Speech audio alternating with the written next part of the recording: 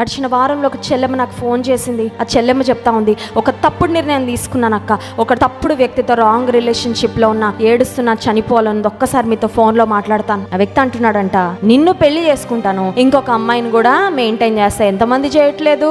ఇట్లాంటి సంభాషణలు ఎప్పుడైనా విన్నారా మీరు? వింటే జాగ్రత్త. అలాంటి వారు నాగుపాము కంటే హానికరం. జాగ్రత్త. నెమ్మదిగా మాటలతో బుట్టలో వేసుకొని అమాయకులను కొంతమంది ఏం చేస్తా ఉన్నారంటే, నిన్ను పెళ్లి చేసుకుంటా సమాజం కొరకు, కానీ నీతో పాటు ఇంకొక ఆమెను కూడా నేను మెయింటైన్, 2 కార్లు మెయింటైన్ చేయ పర్లా, 2 బైకులు మెయింటైన్ చేయ పర్లా, 2 స్త్రీలు మెయింటైన్ చేయక దేవుడికి ఇష్టము, అది వ్యభిచారం. అది 2 పురుషులు మెయింటైన్ చేయకు, దేవుడు అది మెచ్చడు. 2 వస్తువులు ఏమన్నా నువ్వు వాడు పర్లా, but not with your life. నీ వ్యక్తిగత జీవితంలో, కుటుంబ జీవితంలో దేవుడు పెట్టిన ఆ పవిత్రమైన కుటుంబ బంధాన్ని, వివాహ బంధాన్ని పాడు చేయడానికి వీలు లేదు. అమ్మాయికి చెప్పా, అర్జెంటుగా నువ్వు అబ్బాయిని ఇంకా నువ్వు వివాహం చేసుకోవడానికి వీలు లేదు.